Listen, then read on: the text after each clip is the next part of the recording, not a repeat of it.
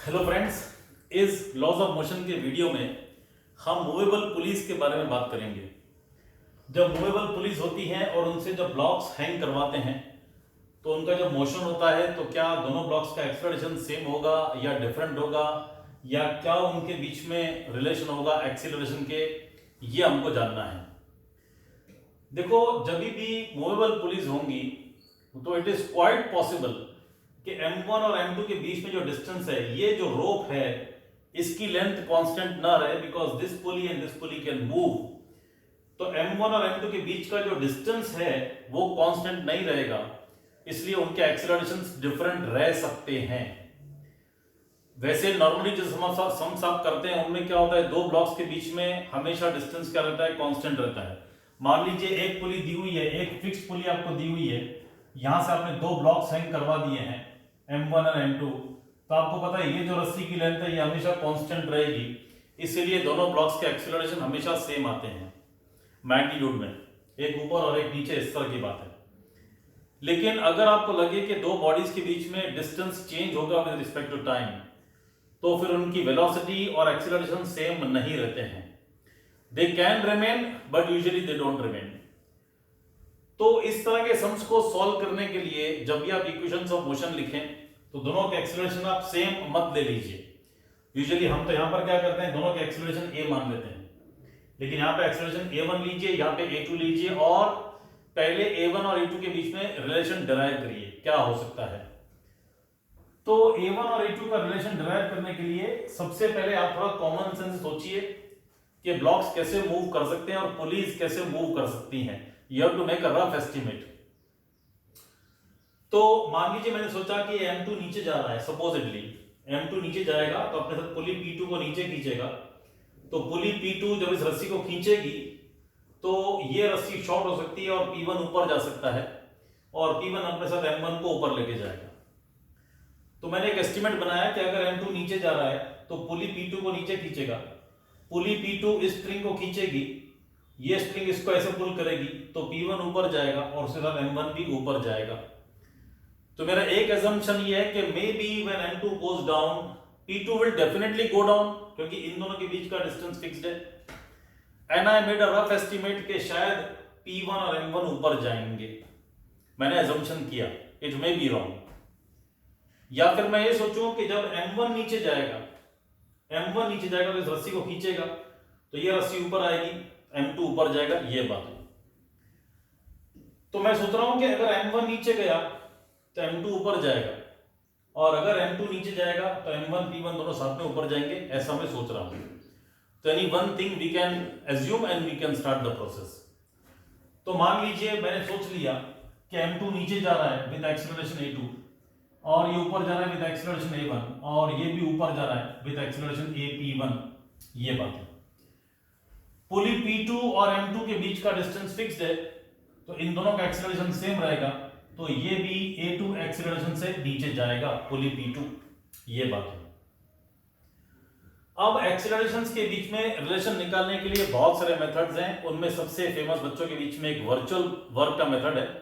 Virtual work में क्या होता है, इस सिस्टम के ऊपर जितने भी इंटरनल फोर्सेस हैं, वो internal force total work done zero करेंगे सभी सब सिस्टम्स के ऊपर, यानी ये ब्लॉक्स के ऊपर जितना भी टोटल इंटरनल फोर्स लगेगा उसका जो वर्क डन होगा वो जीरो होगा।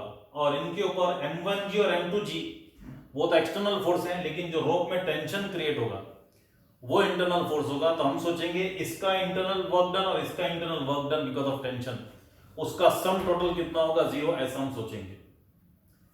तो सबसे पहले टेंशन बना लेते हैं, कितना कितना होगा। तो हम सोचेंगे कि पहले M2G नीचे जा रहा है तो अर्थ के कारण खींचेगा, तो यहां पर टेंशन T डैश आ गया, पुली P2 उसको ऊपर खींचेगी विद टेंशन T डैश, ये बात हो रही है। हम सोचेंगे कि अर्थ ने इसको नीचे खींचा तो यहां पे टेंशन T आ गया, तो यहां पे टेंशन T ऐसा रिएक्शन आ गया, अर्थ ने इसको खींचा, इसने पुली को खींचा, पुली ने इसको पुल बैक किया। M2G को और नीचे खींच रही है, फिर M2G P2 को खींचेगा, P2 इसको और इसको खींचेगी, तो यहां पे टेंशन T और यहां पे टेंशन T। ये रस्सी सेम है, मासलेस है, इसलिए इस रोप में थ्रो टेंशन सेम दिखाना है आपको। तो औरत ने इसको खींचा, इसने पुली को खींचा, पुली ने इसको और इसको खींचा टेंशन से, एज अ रिएक्शन टी और टी, ये बात होगी। यहां पर भी टी आ गया तो पुली P2 ने इसको खींचा। अच्छा M1 जिसको खींच रहा है, ये पुली P1 को खींचेगा, पुली P1 P3 को खींचेगी, तो ये T फोर्स आ गया और ये T फोर्स आ गया। इस तरह की बातें हो गई। अब देखो हर एक पुली के ऊपर नेट फोर्स 0 आना चाहिए। तो ये 2T है, तो T डैश मेरे पास कितना हो जाएगा, 2T हो जाएगा। तो इसको मैं देख लेता हूं, ये 2T हो गया और ये 2T हो गया, ये बात हो, ये 2T और ये 2T। अब मुझे मालूम है कि इस ब्लॉक के ऊपर इंटरनल फोर्स T और एक्सेलरेशन A1, इस ब्लॉक के ऊपर इंटरनल फोर्स 2T और एक्सेलरेशन नीचे की तरफ A2। मुझे कहीं इंटरनल फोर्स देखना है। अब देखो इस T की वजह से अगर डिस्प्लेसमेंट x1 हुआ और वेलोसिटी v1 मिली, इस 2T की वजह से डिस्प्लेसमेंट x2 और वेलोसिटी v2 हुई, तो वर्क डन क्या होगा, force into displacement, T into x1, force भी ऊपर डिस्प्लेसमेंट भी ऊपर, तो ये हो गया Tx1।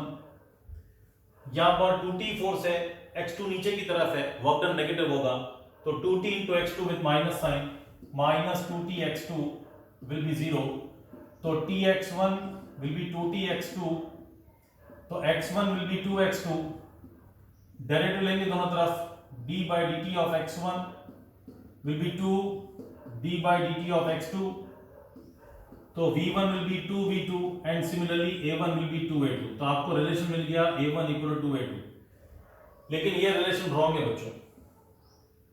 तो वर्चुअल वर्क करते समय एक्चुअली प्रॉब्लम क्या हुई, आपने खाली इन दोनों ब्लॉक्स को देखा, आपने ये नहीं देखा इस पुली के ऊपर भी नेट फोर्स 0 होना चाहिए। इस पुली के ऊपर की तरफ फोर्स T है और नीचे की तरफ फोर्स 2T है, तो T should be equal to 2T, क्योंकि पुली मासलेस दी हुई है, तो नेट फोर्स 0 होना चाहिए। तो T इक्वल टू 2T तभी हो सकता है जब टेंशन की वैल्यू 0 हो जाए।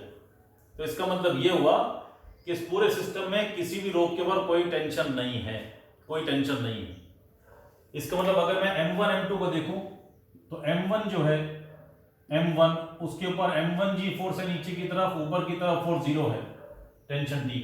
और अगर मैं M2 को देखूं तो इसके ऊपर वेट M2G और ऊपर की तरफ फोर्स 0, तो इसके पास सिर्फ एक्सेलरेशन G है और उसके पास भी एक्सेलरेशन सिर्फ G है। इसका मतलब ये हुआ कि दोनों ब्लॉक्स फ्री फॉल कर रहे हैं with acceleration G in downward direction. मतलब ऐसा नहीं है ग्राउंड से देख रहे हैं तो ये ऊपर जा रहा है ये नीचे जा रहा है, ऐसा नहीं है।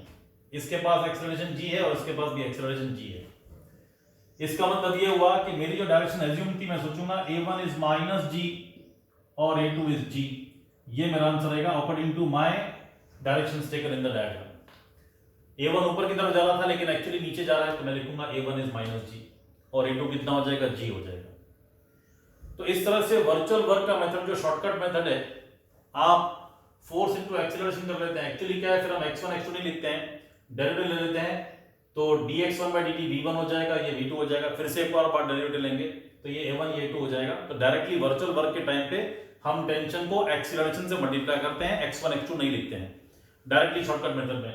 तो t into a1 minus 2t into a2 would have been 0, तो ta1 would have been 2ta2, a1 would have been 2a2। लेकिन ये रिलेशन रॉन्ग हो गया बिकॉज हम देख रहे हैं कि दोनों का एक्सेलरेशन क्या है, सेम है वैल्यू में, a1 is not 2a2।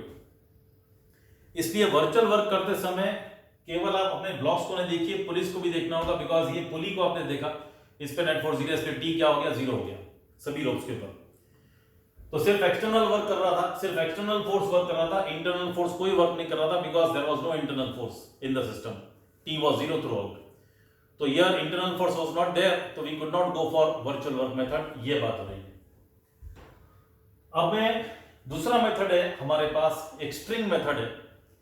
वहां से अगर मुझे पुली के एक्सेलरेशन निकालने हो, देखो हम कोई भी मेथड करेंगे, पहले तो हम यही करेंगे, फ्री बॉडी डायग्राम ड्रॉ करेंगे, सब कुछ करेंगे।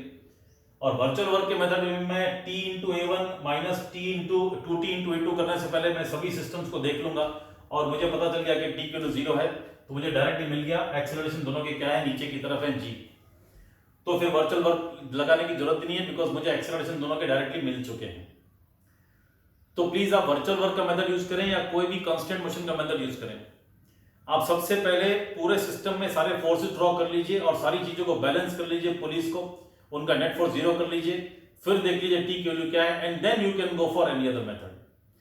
तो इस वीडियो में बच्चों मैंने आपको यह बताया कि वर्चुअल वर्क मेथड यूज करते समय you have to be very careful. Directly virtual work मत लगाइए, आप पहले एक बार देख लीजिए सभी सिस्टम्स को, इसको इसको इसको इसको इसको, वहां पे जो टेंशन्स हैं बराबर है कि नहीं आप देख लीजिए, and then only you can proceed with any desired method. Next video में इसी सम के ऊपर मैं आपको यह बताऊंगा कि किस तरह से स्ट्रिंग कंस्ट्रेंट के मेथड से हम पुली का एक्सेलरेशन निकाल सकते हैं। इनके तो एक्सेलरेशन हमको डायरेक्टली मिल जाएंगे और किसी मेथड की जरूरत ही नहीं है। नेक्स्ट मेथड में, नेक्स्ट वीडियो में आपको बताऊंगा कि P1 और P2 का तो एक्सेलरेशन वही रहेगा जो M2 का है, इसका एक्सेलरेशन कितना होगा ये हम कैसे निकालेंगे स्ट्रिंग कांस्टेंट से, वो हम नेक्स्ट वीडियो में देखेंगे। होप आपको ये वीडियो अच्छा लगा होगा। प्लीज कमेंट करके जरूर बताइए कि आपको नॉलेज मिल रही है कि नहीं। Thank you so much and God bless you.